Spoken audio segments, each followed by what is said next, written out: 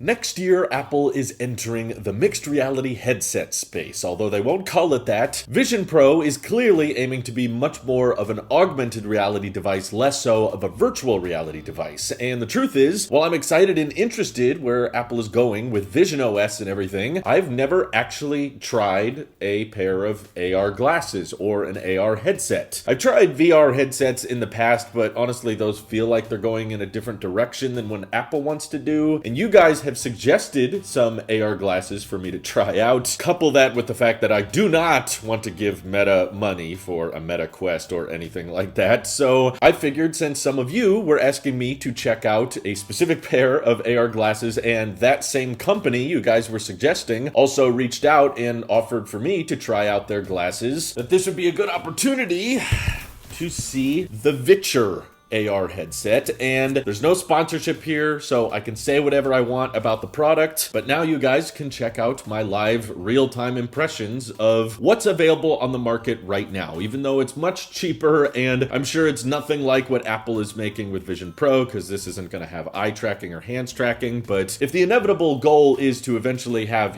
smart glasses that can show us things on top of reality, then I think it's important to understand what technology is available right now and how Apple can improve on it in the future. Let's begin. Look at that. What a comical / colorful user manual, I guess, but they say this is supposed to be a 1080p at 60 FPS display that just sits on your face, which is pretty good, and it's supposed to work with a Steam Deck, an iPad, and a MacBook or an Android phone. I have one of those things. I wasn't too interested in seeing what would happen if I plugged an Android phone into a pair of glasses, but I do want a external monitor for my MacBook that I could take with me, so this is kind of how I intend to use it, more so with my laptop than anything. They seem to have included some stickers. 6 hours plus battery life. Okay, well that's already better than where Apple was. There's a little note here. Please do not unbox this on camera. We are not comfortable with you sharing your real-time... Oh, okay. We don't need to read that. Is this the actual product in here? This box feels a little bit more official. We can see inside. Ooh, I think this is the battery pack that kind of sits on your neck band, which is also kind of the I/O, which I thought was clever. I don't know, I might prefer the approach of storing the battery pack down here, on my neck, compared to having a cable that goes all the way into my pocket. That seems like a little bit easier for the cable to get caught on things. Game and stream anywhere, anytime. Ooh, this is a very nice official looking charge case. Oh, that's cool. I thought this was just like a pair of headphone style case, but there's actually a USB-C port on the case itself with a charging light. Dang. So I'm gonna unzip this and see what we got. Ooh, those look fairly high quality. Okay, so it is still plastic, which may sound cheap, but honestly, if it's going to be sitting on your neck, you probably want it to be as light as possible. These unfold, so this isn't the glasses itself yet, but they have some kind of proprietary magnetic charge port there that I guess connects to the glasses themselves. Kind of a short cable, but I think that's the point. You don't want to have a bunch of stuff hanging around, and you've got some media controls here. What's kind of cool is this magnetic charge port, kind of their custom version of MagSafe, connects to the neck band in the charge case like this, and then you can plug in the charge case with a USB-C port and it powers it, which is kind of cool. Here we go. Time's best inventions of 2022. Jeez. A little bit of a pull tab here. I'm just gonna... Ooh, that's a cool effect with the orange and the blue. Oh, I see. Whoa! I've never seen a package unboxed like that. Did you guys see that? Safety guidelines on one side, quick start guide on the other side. This is a cool box. Okay, so there's no external mounted USB-C port on this case, which is probably because it's, not actually got batteries in it. This is the batteries. Open it up. Ooh. Dang, USB-C to magnetic connector cable. Okay, so that's how it gets power. Take these out. Whoa! Dang! These are really light. That's good because they're going to be resting on your nose, so you want them to be as light as possible. It's a bit of a gradient on the lenses themselves. I believe these things can kind of transition into regular indoor glasses or sunglasses. Okay, they're probably not going to boot up or anything. I think we have little plastic pull tabs here. I guess that's the closest you're going to get to a screen, plastic peel for an unboxing video. I'll hold it close to the mic. Yeah. not as luxurious sounding as a smartphone, but let me just put them on and you guys can tell me how I look.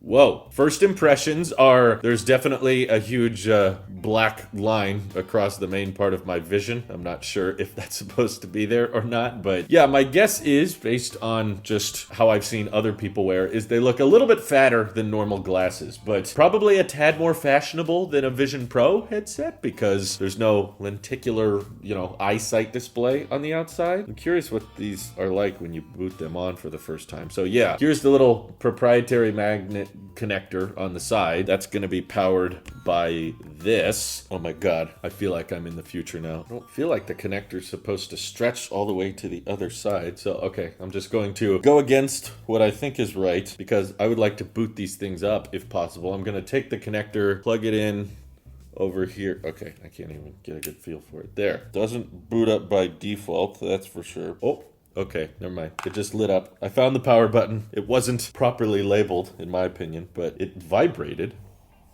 There's fans in it, too. Jeez. Oh, okay. Did the glasses flicker for a second there? There's like a tiny fan in this thing. I did not expect there to be a tiny little active cooling system. Oh, okay. I see the display. It's starting to show up. And shortly after trying these glasses on, I realized it's incredibly difficult to show you guys how exactly it looks because there's not really a screen recording functionality built into these glasses, and even if there was, it's not going to give you the same perspective of what it's like to put on a headset and have a virtual screen in front of you. And I think what's pretty obvious from the get-go is that the design of them is not terribly socially acceptable.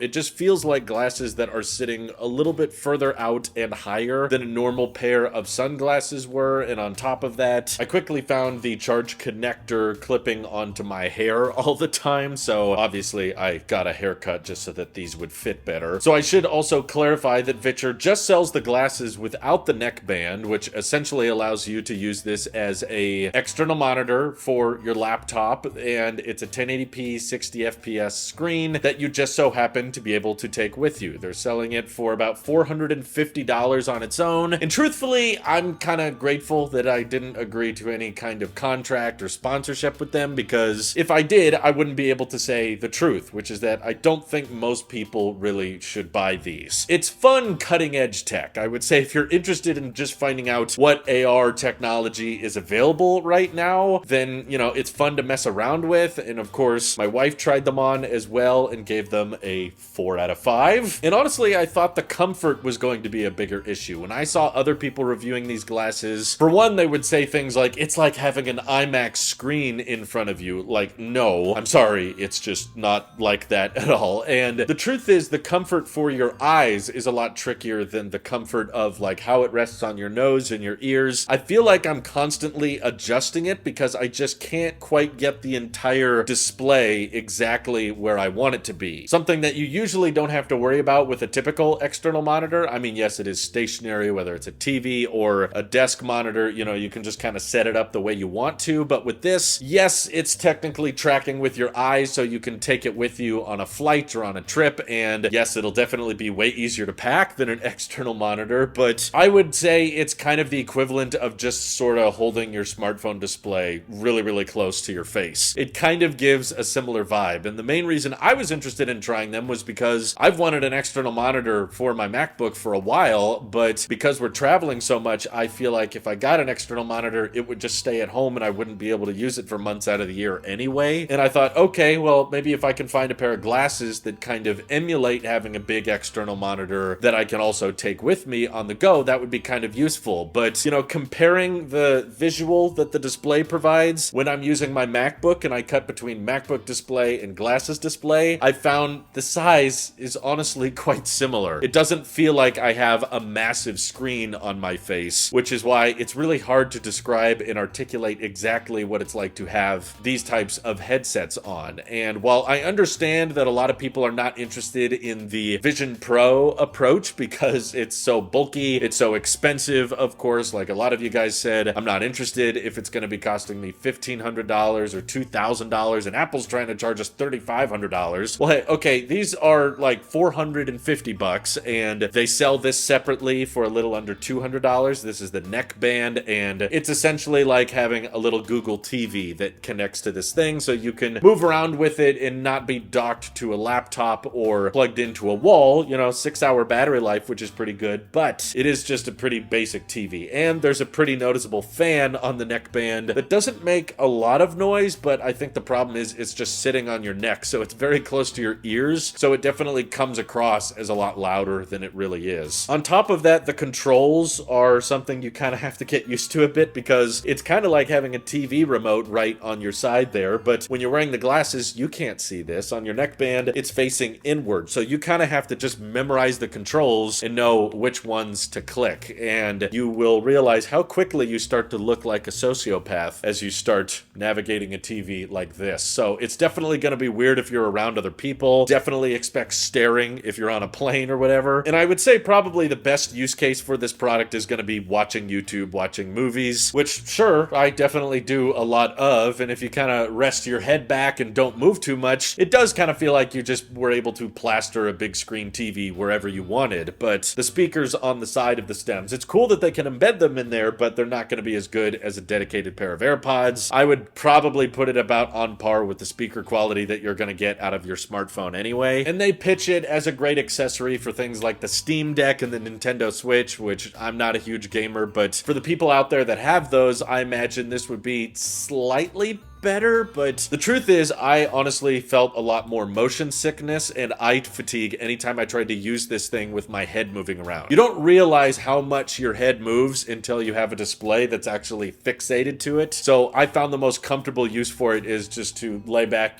on a pillow or something and not have your head move around too much, because then you don't feel as sick. But I did certainly notice eye fatigue after not that much motion, which you're not going to experience if you just bought, I don't know, a tablet or a basic laptop or a phone. As far as media consumption goes, I think that's honestly going to get the job done better. And an external monitor is definitely going to be more comfortable, but again, you just can't take that with you. So I think the most confusing part of this product is the fact that, okay, a lot of us don't like the VisionPro headset approach because it's too bulky and too expensive. So what did so many people request? Well, we want glasses and we want them to be cheaper. Okay, here's what modern day technology is able to unlock with cheaper smart glasses like this. And that's the tricky thing. Essentially, this design is like having two mirrors, and there's like these two projector displays that are bouncing off this mirror and reflecting that image into your eyes. And because it has to have all of that space for the projectors and the mirrors to reflect back into your eyes, the result is the glasses are kind of bulky. And on top of that, they're not really great glasses if you just plan on using them passively. And I think that's an important part of the augmented reality experience, is that not only do you need to be able to have a good experience with your spatial computing and your virtual environments, but also you need to be able to quickly turn all that off when you need to and just go back to using them as a regular pair of glasses. There is a little button here that lets you switch between like light pass-through mode and like darken out the background mode, which is kind of nice, but every time I put them on, I'm immediately reminded that, oh yeah, there's this giant black bar across the top, and because these glasses are honestly not that big, they don't cover much of the bottom of your vision either. So the display, when it's on, it feels like it's just barely crammed between these two lines. And maybe the intention by the company was that by having a lot of empty space beneath you, like everything out here and below is not being covered by these glasses, I can just see right through them. Maybe they thought, okay, you're going to put some virtual content on this augmented display, and then you'll also have like your phone down here or your laptop going simultaneously. Maybe I could get behind that, but the eye adjustments between something that is far away from you versus something that's literally like centimeters away from your eyes is definitely a little bit jarring. And I thought kind of the whole point of going with AR instead of VR was so that you could use it more passively and more casually, and it could be a tad more socially acceptable. And the truth is, because of how hard it is to look through these glasses without content on them, and because of how they sit on your face and it looks kind of unnaturally high, I feel like it kind of defeats a lot of the point of it being augmented in the first place. Like, you'd probably just be better off with with designing something a little bit bigger and bulkier that's just an all-in virtual reality experience, because I'm not honestly like tracking my screen onto anything around me. It's not doing hand tracking or eye tracking or anything like that. So might as well just go with a headset and just have a completely virtual environment, or have camera pass-throughs, which is the direction Apple went through. And that will probably grant you better visibility and a bit more immersion than what these things can unlock. But I still think it's fun to see what technology is able to unlock as of right now, because I still think that long-term Apple does want to get to the point of glasses not a complete cover-up headset. But this is kind of showing us all of the challenges involved with that. Like, what do you do about the battery? This thing doesn't have any power in it. No batteries whatsoever until you plug this thing into your MacBook, so your MacBook can power it, or you plug it into something like this, the neckband, where it has a battery pack and it needs to be charged, and then it's powering the headset itself. I do think if Apple ended up making their own pair of glasses, something like this would probably be a lot easier than having to carry around a ginormous battery pack in your pocket and have a cable that goes all the way down to that. But the next trick is definitely going to be, how do you make transparent displays that can sit at a normal distance on your face? Because this is sticking out too much and it's quite noticeable, as I'm sure you can tell. And on top of that, these don't even have external mounted cameras. There's no cameras at all on this thing, actually. There's no eye tracking either, which is going to be necessary for Apple if they're developing future cheaper versions of Vision OS equipped devices. So yeah, that's why I think the glasses personally are not just around the corner, and potentially, if these challenges prove to be insurmountable, the future might involve just a lot of headsets and looking at micro OLED panels, and that might actually be able to create a more immersive experience than glasses are with transparent displays. But what do you guys think of AR glasses with this type of approach? Do you think they're a waste of time? Do you think the Vision Pro is going to make a lot more sense even if it's more expensive? Or do you think all of this is ridiculous and stupid? Feel free to let me know down in the comments below. And thank you to everybody supporting this channel directly. Seriously, helps us out a ton, as does just watching these videos. This is your Apple Sheep here, and I will see you all in the next one.